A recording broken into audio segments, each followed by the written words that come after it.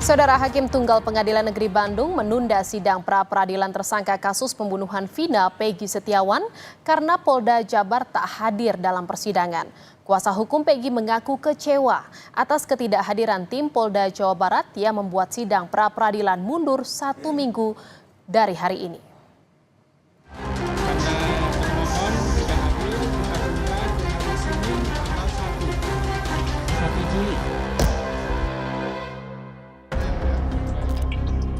Sidang pra-peradilan tersangka pembunuhan Vina dan Eki Cirebon, Peggy Setiawan, ditunda Hakim Pengadilan Negeri Bandung dan akan dilanjutkan pada Senin depan, 1 Juli 2024.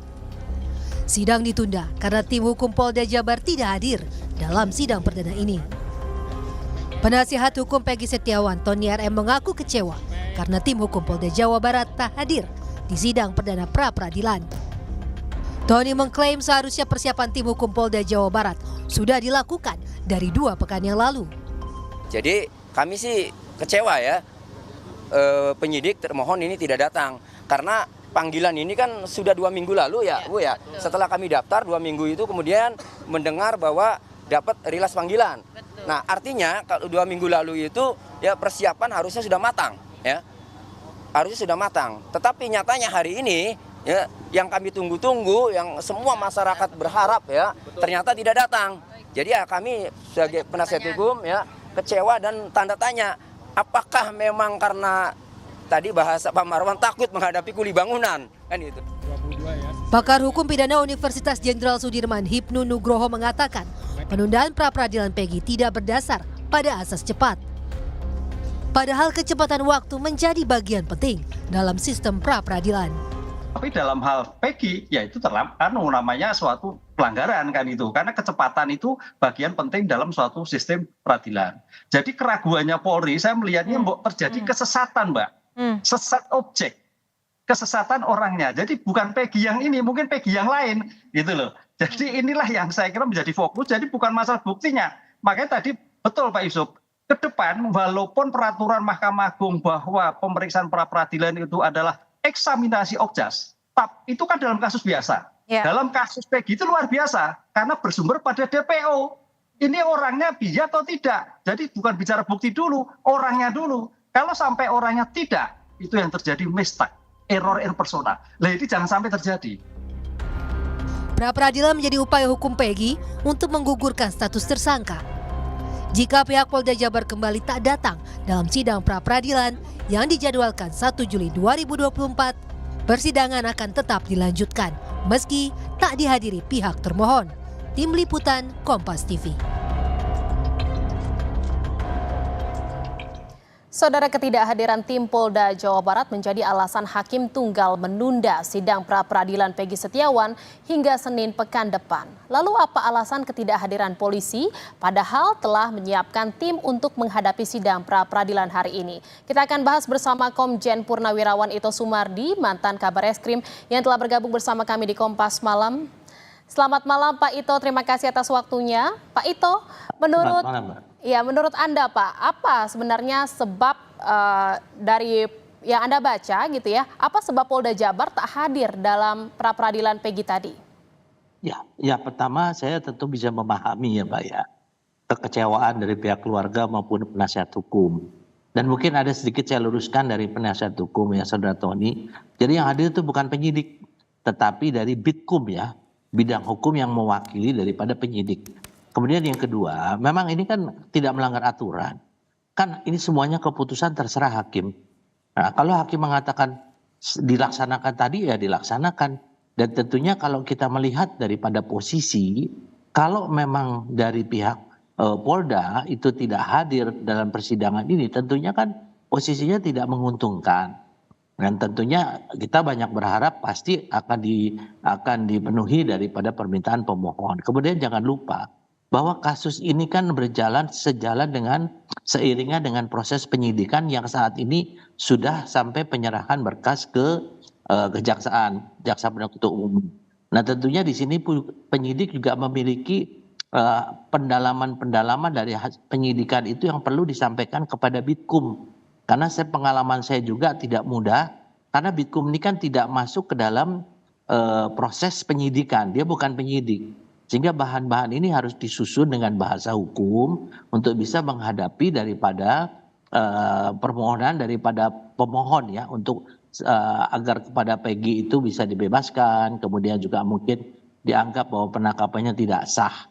Nah tentunya penyidik pada saat menetapkan Peggy ini kan sudah melalui proses penyelidikan karena rame viral, ada DPO, kemudian diselidiki, setelah dia didapatkan alat-alat bukti yang cukup maka ditetapkanlah saudara Peggy sebagai tersangka. Iya, Boleh-boleh sajalah siapapun juga menyampaikan argumentasi ataupun pendapat, tapi tentunya kan ini harus kita lihat daripada penyidik ya, keyakinan iya, Pak penyidik Ito. untuk menangani.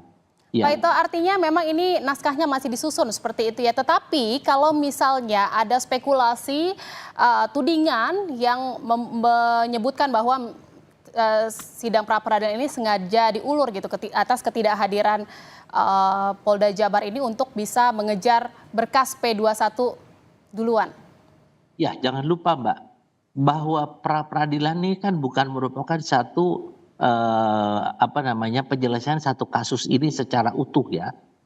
Karena apa? Kan kalau penyelesaian kasus secara utuh harus melalui proses peradilan, yaitu penuntutan, kemudian di proses peradilan yang di sana mungkin justru akan lebih banyak argumentasi-argumentasi yang bisa disampaikan oleh para penasihat hukum. Ini kan kalau pra-peradilan hanya menentukan apakah sah terjadi penangkapan, kemudian terjadi penahanan, mungkin penyitaan, mungkin penggeledahan, ya ada barang-barang bukti, dan itu memang diatur dalam pasal 77 ya.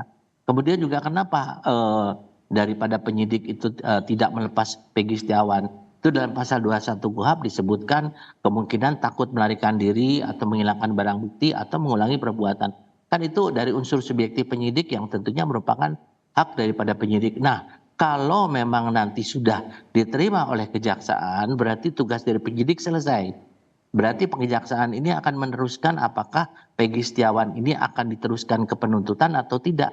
Karena di pihak kejaksaan juga bisa menghentikan kasus penuntutan ya. Jadi saya kira masih banyak upaya-upaya yang bisa dilakukan. Ya, selain daripada upaya pra-peradilan. Iya, tapi kan diharapkan hadir ya Pak ya dalam sidang pra-peradilan.